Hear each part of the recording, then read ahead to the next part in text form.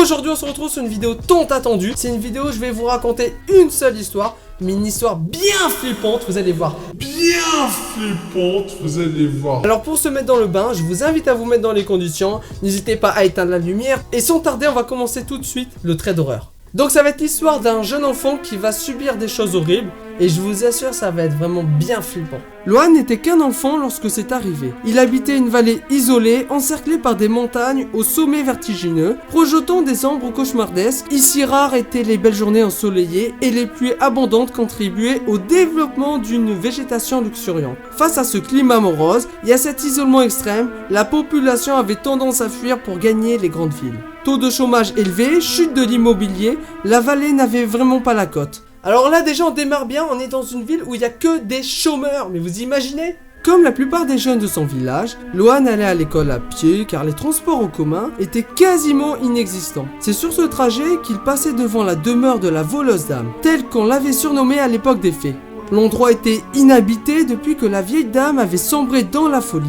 Accusée d'avoir enlevé et séquestré des enfants, elle s'immola en ses murs un soir de janvier. Après maintes recherches et fouilles des lieux, on ne trouva aucune trace des enfants portés disparus. Son comportement étrange et sa pensée pour l'occultisme avaient certainement fait d'elle la coupable idéale. Depuis cet horrible fait divers, la maison était inhabitée et maintenant menacée d'être rasée pour le plus grand bonheur du voisinage. C'est par une fin d'après-midi d'automne que Loan s'y aventura. Depuis le bord de la route, son regard fut attiré vers l'étage par cette petite fenêtre dont les carreaux étaient brisés. Comme à chaque fois, ses copains de classe prétendaient que la maison était hantée, mais Loan ne prêtait aucune attention à ce genre de racontard. En revanche, il était curieux et ce jour-là, sa curiosité l'emmena près du portail rouillé. Il le poussa d'un geste hésitant et entra. Non mais là un truc que je comprends pas, c'est que le mec il dit qu'il a pas peur, qu'il croit pas que la maison est hantée. Par contre, une fois qu'il est devant la maison, là il commence à avoir un doute. L'amas de ferraille se referma lentement derrière lui, grinçant tout au long de sa course. Le garçon franchit la cour, se griffant les chevilles à plusieurs reprises dans les ronces. La nuit commençait à tomber, et plus il s'approchait du bâtiment, plus la végétation se faisait dense, masquant peu à peu la lumière de cette fin de journée. Il s'arrêta à quelques mètres du mur grisonnant de la vieille bâtisse, tous ses sens en alerte. Bien plus que la pénombre encore, c'est ce calme pesant qui le mit mal à l'aise. Non mais vous imaginez, tu rentres dans une maison où tu sais que c'est dangereux, où il y a une mauvaise réputation parce que la maison serait considérée comme hantée, et en plus il n'y a pas de bruit. Je vous assure, ça fait vraiment film d'horreur, hein. Tu sens qu'il va se passer un drame.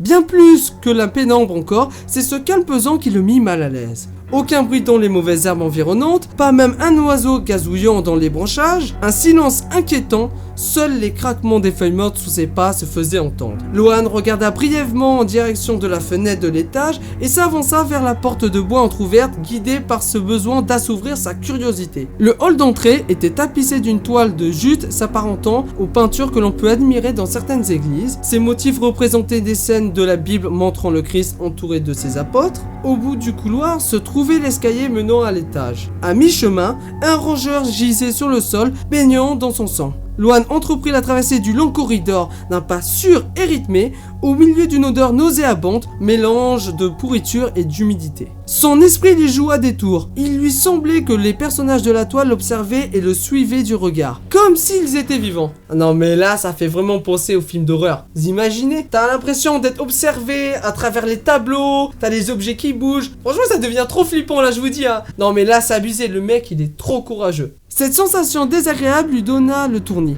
Il manqua de tomber à terre, il se rattrapa de justesse à la poignée d'une porte de bois, moisie par l'humidité des lieux. S'apercevant qu'il venait de mettre le pied sur la dépouille du petit animal, le dégoût le poussa à reprendre sa marche en direction de l'escalier en colimaçant. La semelle de son pied droit, pleine de sang, collait maintenant au parquet de chêne et produisait un léger flic-flac sous ses pas. L'étage de la maison était composé d'une pièce presque vide. En face du jeune garçon se trouvait une coiffeuse sur laquelle était posé un grand miroir. Sur sa gauche, il y avait un tabouret et un vieux coffre en bois. Loan remit en question cette lumière qu'il avait cru apercevoir et en déduisit qu'elle n'était que le fruit de son imagination. Il n'y avait rien d'anormal ou d'intrigant dans cette pièce. Mais après avoir fait quelques pas en avant, un détail l'interpella. La surface du miroir était en effet étonnamment propre alors que le reste de la pièce gisait sous une couche de poussière s'accumulant depuis des décennies.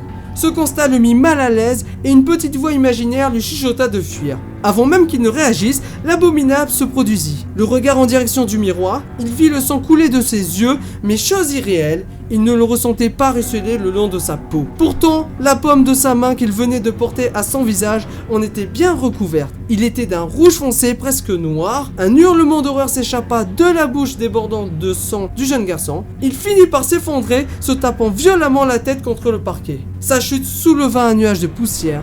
Lohan se vida lentement de son sang, le vomissant à maintes reprises, les yeux toujours rivés vers le miroir. Il était le spectateur de sa propre mort. Aujourd'hui, son esprit erre maintenant dans cette maudite maison et il en croise beaucoup d'autres ici. Celui de la vieille dame est ici lui aussi, mais la véritable voleuse d'âme, celle qui a ôté la vie de tous, ce n'est pas elle. Un passé lointain et enfui a été déterré. Lohan et les autres en sont les victimes et ce n'est que le commencement. Voilà, donc là c'était une histoire vraiment très flippante, je vous dis. Moi j'ai flippé et je vous assure que à cause de cette histoire, je ne passerai plus jamais à côté d'une maison abandonnée. D'ailleurs, n'hésitez pas à me dire ce que vous en avez pensé de cette histoire, est-ce qu'elle vous a bien fait flipper comme je vous l'ai dit en début de vidéo. On va se retrouver pour de prochaines vidéos.